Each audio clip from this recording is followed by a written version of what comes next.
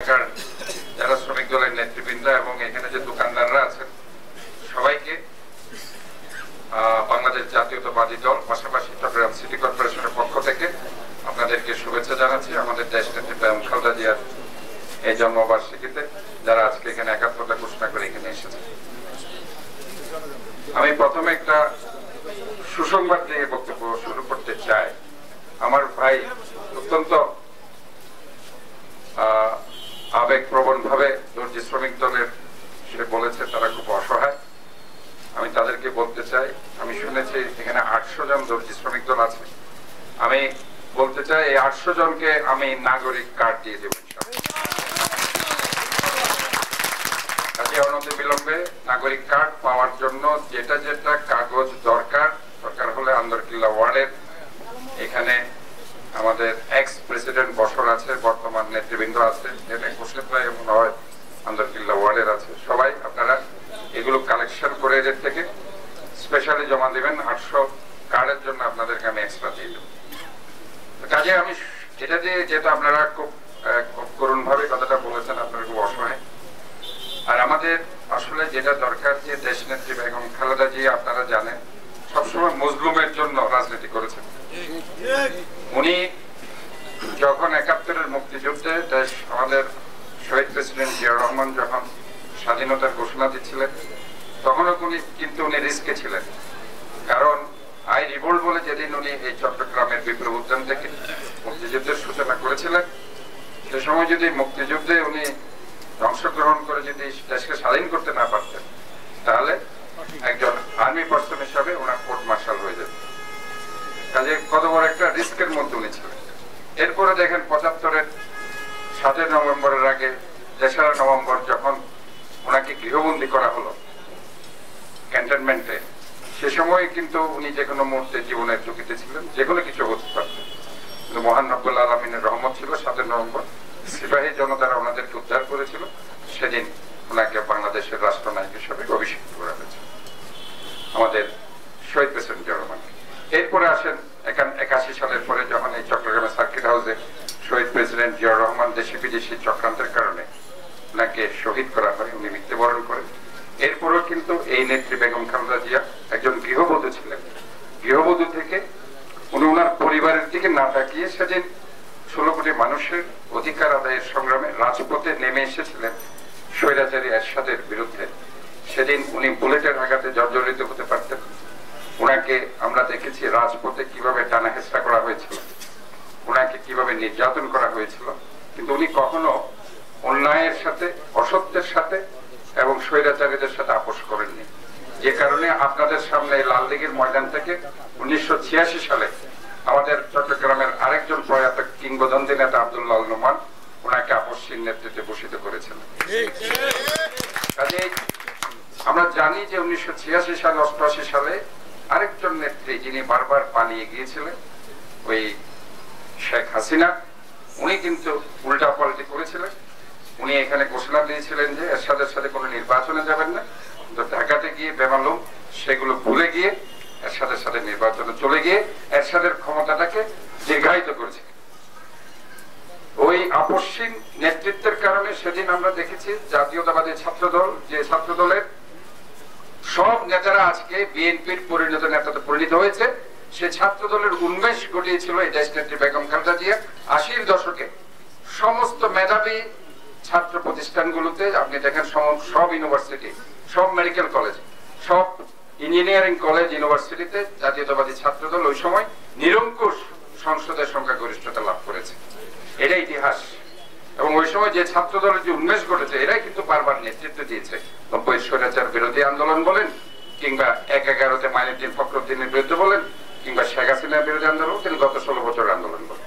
কাজে এটা একটা বিশাল ক্রেডিট আমরা বলতে পারি যে আমাদের দেশ নেত্রী বেগম খালেদা জিয়া যে একটি ছাত্রদলকে কিভাবে উন্মেষ ঘটিয়েছে।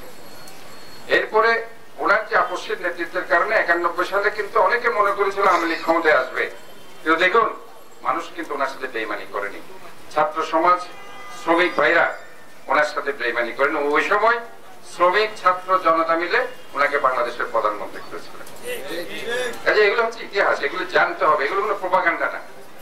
এরপর 91 থেকে 96 প্রধানমন্ত্রী হলেন। দেশকে কিভাবে একজন শাসক হিসাবে, ভালো শাসক হিসাবে বিশ্বের দরবারে উনি নিজেকে এস্টাবলিশ করলেন। এরপরে ঘটনা প্রবাহে আপনারা দেখেছেন যে 1/11 এসেছিল। মাইনুদ্দিন ফখরুদ্দিন একটি স্বৈরাচারী সরকার এখানে এসেছিল।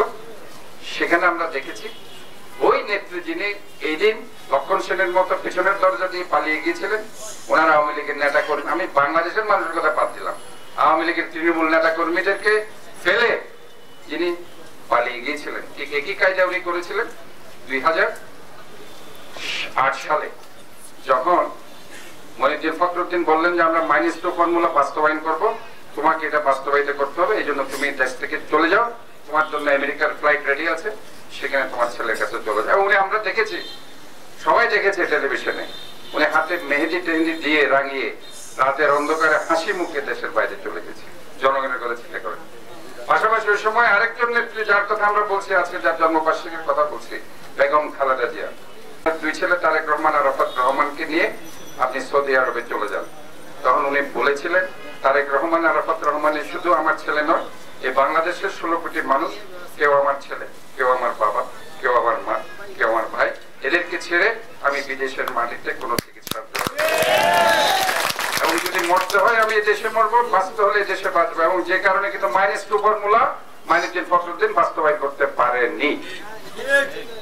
এবং উনি যেহেতু বাস্তবায়ন করতে চাননি, আবারও শেখ হাসিনাকে দেশে ফেরত নিয়ে আসা হলো। এবং তাদের যে একটা ফর্মুলা, তারা বলেছিল যে যদি তুমি ক্ষমতায় যেতে চাও তাহলে আমরা যে 2 বছরে দুর্নীতি করেছি এগুলির বৈধতা দিতে হবে এবং আমাদেরকে একটা এক্সিট রুট দিতে হবে, এটা দিলে আমরা তোমাকে ক্ষমতায় আনবো। কিন্তু খালেদা জিয়া দেশের সাথে বেইমানি করেননি।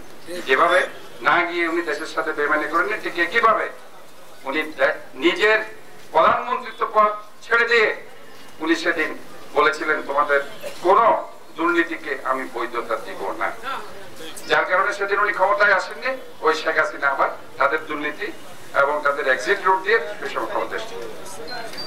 এই 16 বছরের যদি আমরা ইতিহাস ধরি, দেখুন 24 জুলাই অগাস্টের যারা শহীদ হয়েছে আমরা তাদের প্রতি সম্মান নিবেদন করছি। ওয়াসিম আকরাম, আবু সাইদ, মুগ্ধ, ফারুক, মাহরিন, যারা শহীদ হয়েছে সবার প্রতি আমার শ্রদ্ধা আছে।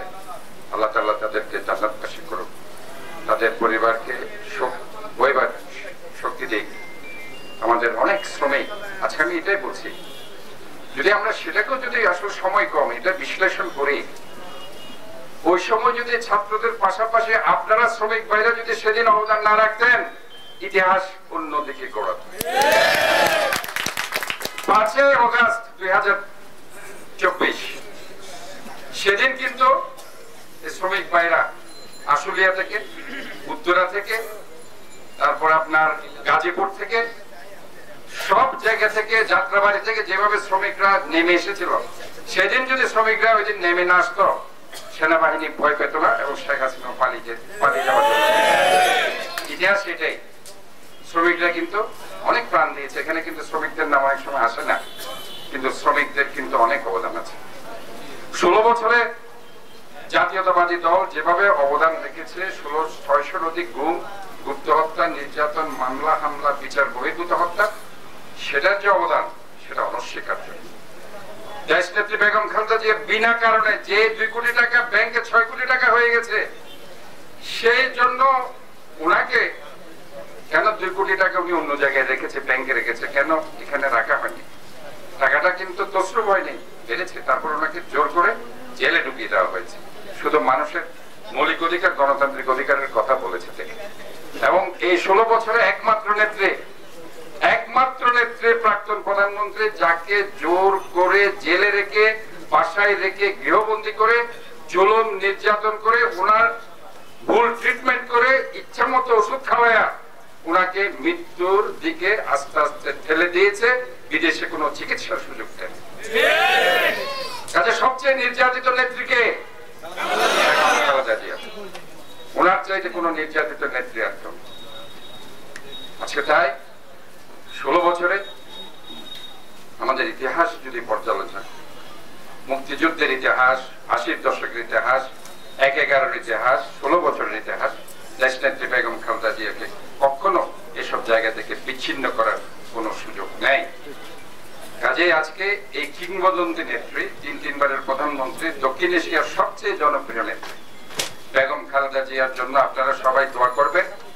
এবং আরেকজন নেতা যিনি দেশনায়ক তারেক রহমান, যিনি এই গণতান্ত্রিক আন্দোলনের নেতৃত্ব দিয়েছেন, 24শে জুলাই আগস্টে প্রথম থেকে ছাত্র ভাইদের সাথে পুরা দল নেতাকর্মীদের থাকতে বলে এই গণতান্ত্রিক আন্দোলনের যিনি সূচনা করেছিলেন এবং পরিশেষে এটার সফল সমাপ্তি ঘটিয়েছিলেন দেশনায়ক তারেক রহমান। আপনারা দোয়া করবেন ইনশাআল্লাহ সামনে যে ফেব্রুয়ারিতে নির্বাচন, আপনারা সবাই ঐক্যবদ্ধ থাকবেন।